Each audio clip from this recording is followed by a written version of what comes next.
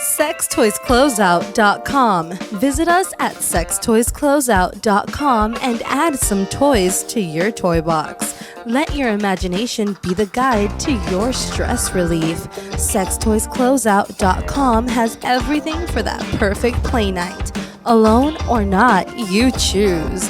Feel your desires without breaking the bank. Sextoyscloseout.com. Sextoyscloseout.com.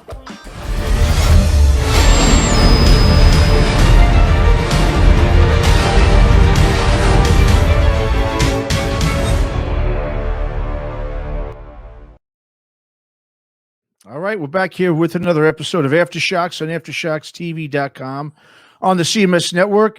And we got a great one here today for you folks. We're honored to have with us from the almighty Fear Factory, the Riffmeister himself, Mr. Dino Cazares. Dino, appreciate you coming on with us. How you doing, man? Thank you for having me. I appreciate it. Awesome, man. Well, let's get right into it. The long-awaited release, Aggression Continuum, the band's 10th full length. It comes out June 18th. On Nuclear Blast. And let me just say, man, you know, me and Chris here, we're huge Fear Factory fans, and I just want to say a big thank you for putting out, in my opinion, the best record since the all-time metal game-changing classic Demanufacture. I mean, I think it's listen, I'm like I said, we're big fans, man, and this is a great record. I appreciate that. You know, it took us a lot to get this record out. Obviously you guys probably read some of the headlines out there, but yeah, we went through a lot of different things to get this record out, and I'm just happy that we're able to put it out. And thank you for that introduction. I appreciate it, and comparing it to one of our greatest records. Yeah, no doubt it is, man. I know it's one that you've called one of your proudest achievements, and like I said, I could see why. And obviously, you know, you've been real vocal and open about how confident you felt that the fans were going to love the record, and there's no doubt they will. When did you first realize that Aggression Continuum was going to be like an extra special one that was worth going through all you had to go through in order to get this thing, released after such a long delay? Well, first of all of my records that I put out are my babies, so they all are the best to me, as you know. Everybody's like that. Of course. But I just knew this a long time ago. When we first wrote the songs, we had. It wasn't necessarily a different song in general, but it had different tones, different elements on it that needed to be improved. Obviously, we finished the record in 2017, but we couldn't put it out because we were under legal litigation on the trademark. So the record sat there for 3 years. So after 3 years, you start thinking like, okay, well, if this record does get to come out, what can I do to it that could be a little bit different? Maybe I can improve on it. So fast forward to 2020, July 2020, when I got the full rights to the trademark, I was able to go back and redo some of the things. In other words, we took out the electronic drums that we had on there. It was programmed drums, and we had our drummer Mike Heller go on there and play live drums on the record. So that definitely made a big improvement on the tone and the sound of the record. Just his style. He put a lot of rolls, a lot of fills in there that I didn't put there before. We also got, what I like to call the dream team. I got, Andy Steep back to mix the record.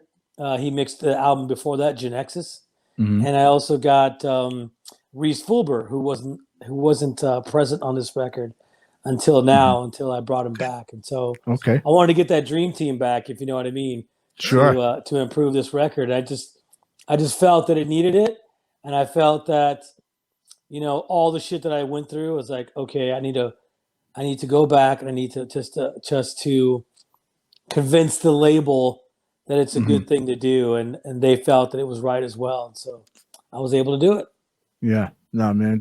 Like I said, it is fantastic. I mean, what did you do different during the songwriting, to get this outcome on this record in terms of its sound and the riffs? Because to me, it sounds like it would have been. It's like an album that would have been sandwiched perfectly in between, I think, a Demanufacture and Obsolete. It definitely sounds like it's from that era. What approach did you take a little differently on this than you say you did on the previous 3 records, since you had returned to the band a little over a decade ago? I think one of the things that really makes this record stand out is some of the keyboards on the record, right?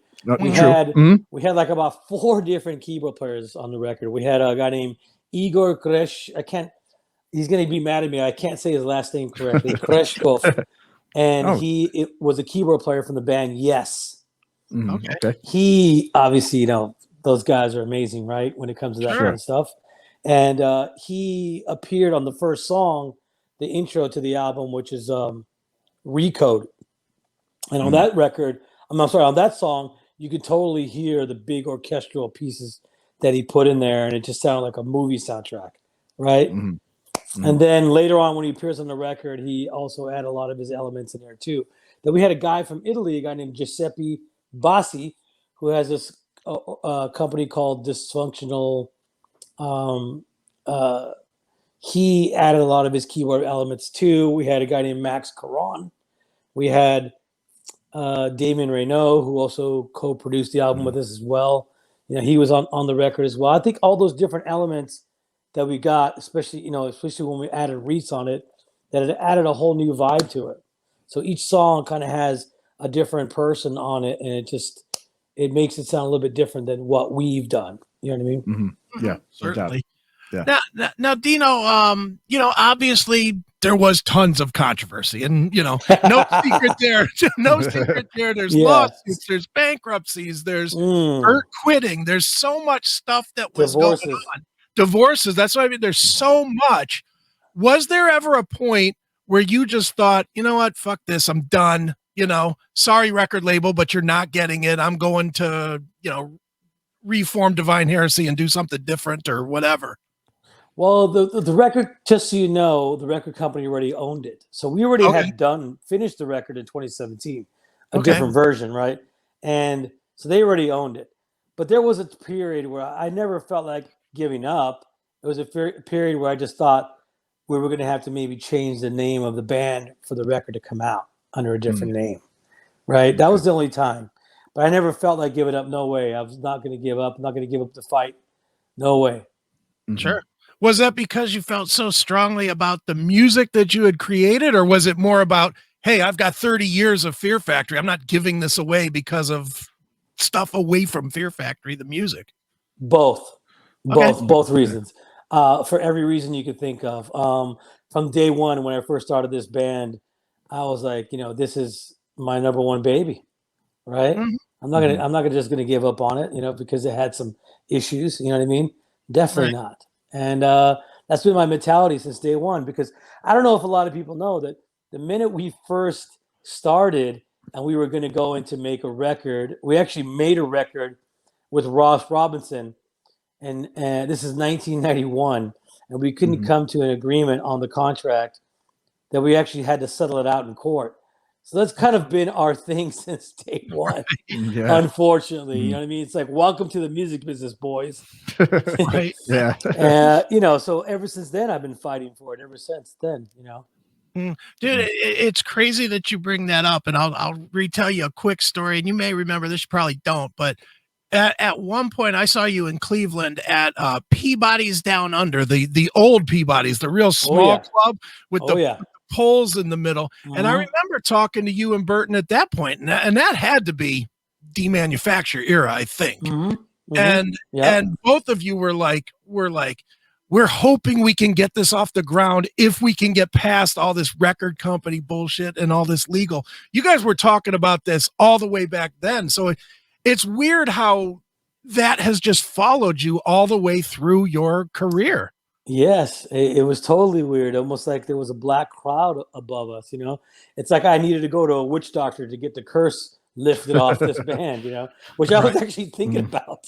I've thought about it a few times, into the Santeria stuff. But it's just that's what happens sometimes. It's just some bands have that issue. You know what I mean? So nothing we could do about it. I just fought through it all those years, and still, right. I'm hoping that it's over. I'm hoping that it's in the past. Right. Certainly. Sure. Well, let me touch on the ugly subject, which of course is Burton leaving. It's the the obvious big fan thing, and you don't have to say exactly what happened or whatnot. I think it's all out there. What I'm questioning, and I'm questioning Burton more than you, but I'm curious what your feedback is. If he wanted to quit, fine. He wanted to quit. He wanted to do his thing. But it seems kind of ugly the way he almost tried to intentionally sabotage your attempts Thank to you. carry on. You know, why is that? Is there something that we don't know that's so bad that he wanted to? Because it just seems, at least in my eyes as a fan, it's like he didn't only not want to be in the band, but he didn't want anybody to be in the band, appreciating the band, or listening to the band anymore. That was such a something I did not understand. If you're going to quit, then okay, quit. Don't try to sabotage me continuing forward with the band. You know, that was something I couldn't understand. I don't know why he was being a vindictive ex-girlfriend, or, you know what I mean? It just seemed to be very vindictive. And I was like, okay, where's this hatred coming from? You know, because he hadn't spoken to me in 3 years. So I don't know. Okay. I really don't know. I can't get into his head and see what he was thinking. I can only go by what he said in the media, you know what I mean? And what he tried to do to me. Right. I don't know. I don't know how to answer that question other than the fact that was kind of fucked up what he did. Right. Like, it's almost like if I can't have it, nobody can have it, you know? Right. It was definitely that way. And thank you for recognizing that. You're actually the first journalist that I've spoken to that actually nailed it right on the head. Well, I think everybody probably recognizes it, but they're afraid to ask it. You know, that's probably really what it is nobody wants to, you know how it is today, man. Everybody's in nice world. Nobody wants to address real. I don't know about that, man. I get asked some real questions every day. I'm very active on social media, and fans will ask you fucking straight out. Trust me, they want to know, you know, and I assume that journalists would, you know, be asking me straight out questions. I mean, I hope they are. But you're the first one who's ever really recognized it in that way. And you're right. You're totally right about that. Cool. Absolutely. Cool. So, Dino, I mean, you know, while you've been talking about, you've overcome so much personal and professional obstacles to get this record out. Obviously, as Chris alluded to, now the biggest, you know, I wouldn't say obstacle, but I guess challenge is obviously what, you know, the future holds for the band in terms of vocals. Knowing that you've got, you know, quite of a task in front of you to get someone who can come in, sing the songs in the catalog, and replace, you know, one of the most iconic vocalists in recent heavy metal history. Is it going to be difficult to sort of celebrate the record and enjoy the adulation that's going to come with it because of those challenges that lie ahead? Because all everyone can think about now is, okay, what's going to happen with the vocals? Definitely going to enjoy every minute of it. There's no way that I'm not going to enjoy, you know, putting out this killer fucking record. And I can't wait for everybody to hear it on June 18th. Sure, I'm going to have some obstacles ahead. I found some amazing, talented singers out there. There's a lot of people. Are they going to sound like Burton? For the most part, not really, but they will be able to. I will choose the right person to carry that legacy of what we started 30 years ago, for sure. Now, you know, if I were to have a female vocalist, do you expect her to sound like Bert? No, of course not. Exactly. So you can't. There can't be comparisons in that way. But the minute you get a male vocalist, there's going to be a shit ton of comparisons, of course, right? But I'm not really worried about that. I believe in what I do. I believe in what I create. I believe in the future, and I believe where I'm going. And you have to have that belief. You have to have that confidence, and you have to have that courage. I don't fear what's ahead. I don't fear what people are going to say. Definitely not. Because if I feared what people were going to say, then I would have never accomplished what I did. You know what I mean? What we all have, what we have as a band, right? But I don't fear any of that. So I'm excited about moving forward. I'm excited about, you know, getting this new person in and getting them, getting back on the road, getting out there, you know, next year and touring what is available for us to tour. Right. And I can't wait for people to see it, because I have, you know, like I said, I have belief in myself, and I don't have a bad track record when it comes to riff writing or music writing. You know what I mean? I've created a lot of bands, you know, obviously Fear Factory, Brujeria, Assassino, and Divine Heresy. You know, I've ripped on all those fucking bands, and I've ripped with different singers, and I can't wait to do it again. Yeah, no doubt. And, you know, I mean, with obviously Bert no longer in the band, I mean, obviously it's not just his voice too that's going to be no longer there. but it's also his lyrics and the overall concept of Fear Factory is is not there, which to a lot of people is just as important of a loss than the actual voice itself. I mean, whoever you decide to replace, what's going to happen in terms of the concept or the lyrics? I mean, is it going to be a vocalist who comes in and can write about what he or she likes or feels like writing, or are there like specific qualifications in terms of lyrics or concepts that you're going to look for when you decide to choose the next singer?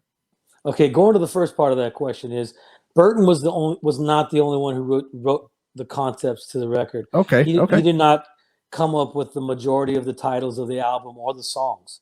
Okay. A lot of the concepts came from me, saying like, Soul of a New Machine, Fears the Mind Killer, Demanufacture, Obsolete. Those were all my titles. The Industrialist, Genexus, Aggression Continuum. Those are all my titles. So, and numerous of songs, you know what I mean? So a lot of times when we write a song, I try to come up with a word that no one's, heard or not used very much. Right. And I try to come up with a title. Okay, what does that title sound like? So I got to try to come up with a sound for that title. And when I do that, that's great. And then I usually give, a lot of times the concepts, me and Bert will discuss the concepts. Okay. Right? Now, when it comes to the new singer, it's both. I'm going to leave it open to them, but they also got to respect the concept of Fear Factory and what that's about. Sure. Okay. And I believe that any of those singers who are big fans of Fear Factory, most of them are, they know what we're about. And I think that, I'm not going to let it stray too far from what it is. Sure, definitely. Now, Dino, I'm curious if you had considered in any way taking Burton's voice off of the record, since you're kind of rebuilding the band anyway, and it's kind of a double-edged sword. There's the one side that says, yeah, we got an awesome record, but then there's the other side that says, but now it's almost like you have to start over with this awesome record in place, where you could have still had an awesome record with the next guy and at least proven him before going out on tour. So did you consider that, and why did you make the choice you did? Well, I did very 100% consider that. As a matter of fact, me and my friend Jamie Josta from Hate Me were discussing that as well, about, hey, I think it'd be smart for you to get another singer, replace Bert's vocals, and so on and so on. But the record company ultimately owns the record. They make decisions what's on the record, right? And they wanted me to leave Bert's vocals on the record because they felt that, hey, this will be Bert's last record. Let's just leave it as it is. And I said, I agree with them. I said, okay, sure, no problem. Let's leave the vocals on the record. It's great. Let's just make some other improvements on it. And that's what we did. Did they regret it when he started saying stuff after? No, they haven't regretted it. We kind of anticipated some of the drama to come out. You know what I mean? We anticipated that. So, and we still do. You know what I mean? Right. Sure. So, we'll see how he reacts. But as far as I know, he hasn't been on social media promoting the record at all. He hasn't done nothing for the record at all, except try to sabotage it. That's the only thing he's done. Right. Yeah. Unfortunately. No, yeah, not so nice, really, but it is what it is. Well, I'm going to move to a different topic, but it's not necessarily a nice topic either. Whatever happened with that situation? I don't know what this was, 6-8 months ago. It might even have been a year ago, where your car got hit by a bullet. Whatever happened with that? Well, I went outside of my parking lot, and there was a bullet in it, and I was like, "What the fuck?" And I was like, so I had to make a police report. The manager of the condo where I'm at, he said, "I think you need to make a police report because look, I got kids that are out here, and you need to make a police report." So I called the cops. Cops came down, and of course, the cops ask you a bunch of questions, right? They want to take a report. They took the bullet out. They realized it was a 45, right? And they asked me a question: do you have any enemies that could want you dead? Like somebody who would want to shoot at you. And I said, I do. I think I do. And so I had to name some people who I thought would want to cause harm to me, or maybe send a threat, or something like that. So that kind of started a big controversy because everybody started thinking, you know, ex-band members and blah, blah, blah, you know. But what they found out that about half a block from where I live, there's like a park out there, and there's been some, you know, because of the COVID situation, a lot of homeless people have been around. Right. There was a lot of homeless people living in the park, and they caught one of the guys with that gun, and it was just a random thing. Just another of the controversies you really didn't need, right? Yeah, but I thought it was a pretty interesting thing to put up online for me, because it's like, you know, everything that's been going on. Sure. It's like maybe somebody did shoot at my car. I don't know. You know what I mean? So, but you know, once the police investigated it, they found out a couple weeks later, they found the guy with a gun. It was just some random dude, you know. Right. Oh, okay, interesting. It was nothing personal, thank God. That's good, yeah. That's good, man. Well, I mean, and just go back to the record, you know, real quick. You know, I mean, it sounds to me, and correct me if I'm wrong, but it sounds like this release is probably the most, you know, personal record that you've done because of everything you've gone through. Is that correct, or what would you say? I would say they're all personal in different ways. Okay, you know, even when we did Demanufactured, that was not an easy record to make. Produce. Because, you know, in the middle of the record, we ended up firing a producer, and we had to switch studios 3 times. You know, we went through a lot of stuff doing Demanufacture, and you know, sometimes you just have to suffer for your art, and it happens. You know, so each record, like I said, are my babies, and they're all personal to me, and there's different elements that make it easier and hard. But yeah, this one definitely is up there as far as being a very personal. Just all the struggles that we had to go through just for it to come out. Sure, no doubt. And you know, just you know, as any big fan, I think, of Fear Factory knows, and who's followed you guys, you know, closely over the years. I mean, you know, Fear Factory, to me, it's not just another metal band. There's a big connection that fans feel to the band. You know, not only musically and lyrically, but in a way spiritually. You know, like for instance, Demanufacture. Speaking of that, you know, even for me personally. And for a lot of others out there, it was sort of that, you know, quote unquote, save my life record, you know, the record that everyone has where there's sort of that therapeutic element that helps someone get through, you know, a very tough or trying time in their life, you know, and you and Bert, you know, you guys have always been great to your fans. I mean, me personally, I've experienced, you know, meeting both of you guys at shows in LA, and, you know, you guys are just, you know, it's like, you know, you knew us, you know, for, you know, months or years or something, but it goes beyond the music is what I'm kind of saying with Fear Factory. You know, fans are really connected to the band. Is that something that, you know, going forward, is that something that's really still important for you and whoever's going to come into the band, whether singer or any new players? Is that something that you definitely value, you know, very strongly with anybody who comes, you know, into the band in the future? 100%. You know, that's one of the main things about being in the band. It's connecting with the people that you're writing music for, in a sense.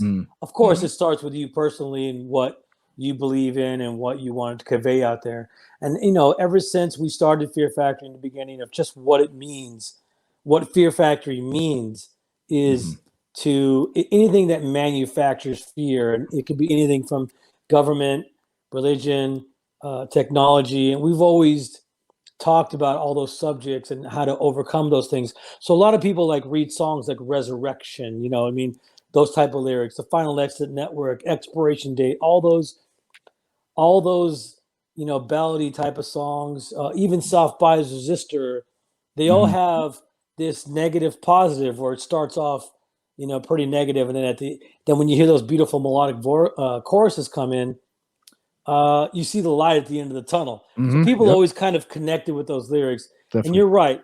You know, I'm always out there. I'm out there in the scene in Hollywood and LA, just every show. I'm one of those kind of staples that you see at those metal shows and stuff like that. And everybody's like, oh, there's Dino again. Hey, there's Dino. Hey, what's up, Dino? You know, it's like that kind of thing. And I'll definitely have a beer with you if you're willing to fucking sit down with me, and I'll have a beer. Why not? And you did with me. So thank you. There you go. Yeah. Nice. Well, Dino, last question, man. When are we going to find out about the singer? Well, not today. Okay. But you will find out. Look, the main thing is to get this record out. Sure. get it out there, get people excited about this record. The next single is going to come out May 14th. First time you're hearing that. Cool. So nice. May 14th, next single, and then we'll have another single coming out after that as well. Get this record out, get people hyped on it. Go to fearfactory.com to do all the pre-orders. And you can also win this guitar right here. Oh, very nice. Excellent. So yeah, if you go there and you do, it's called the pre-save. Okay. And you can go there and you could enter a chance to win that guitar, my pickup, my guitar pedal. So we want to get people excited about all that, and then once all that's passed, then we'll announce the new guy or new girl. Either way. There you go. Perfect. Awesome. All right. Well, for now, we'll announce the new release from Fear Factory. It's Aggression Continuum. It's out June 18th. It is, I'm just going to say, as somebody that's heard it, I'm not going to disagree with what we said at the beginning. If you like Demanufacture, you're going to love it. It is the best. It's like the bookends between the two. It's fantastic. Any Fear Factory fan will like it. And Dino, thanks so much once again for joining us here on Aftershocks. Yeah, thanks a lot. Thank you very much for having me. I mean, I appreciate you guys giving me the platform to talk to everybody who's watching or listening. Thanks for listening to Aftershocks. For more episodes, go to our website at www.aftershockspodcast.com. Visit us on our Facebook, Instagram, and Twitter pages for more news and information on the podcast. And be sure to subscribe, listen to, and review all episodes on YouTube, Spotify, Apple Podcasts, and all other podcast platforms. For your music listening pleasure, visit our website or go to www.shockwavesradio.com. For all comments and questions, please email us at info@aftershockspodcast.com.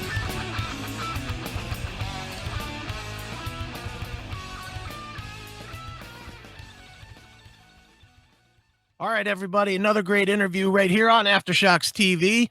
And before we go, just want to remind you one more time, make sure you get over and subscribe to the CMS Podcast Network, cmspn.com. You can watch, you can listen, you can subscribe to everything that we do. Not only us, but the classic metal shows, Shockwave Skull Sessions, Talk to Me. It's all there, one site. Get 4 great shows. Never have to do anything again but be entertained. So check it out, cmspn.com, cmspn.com, cmspn.com. Until next time, folks.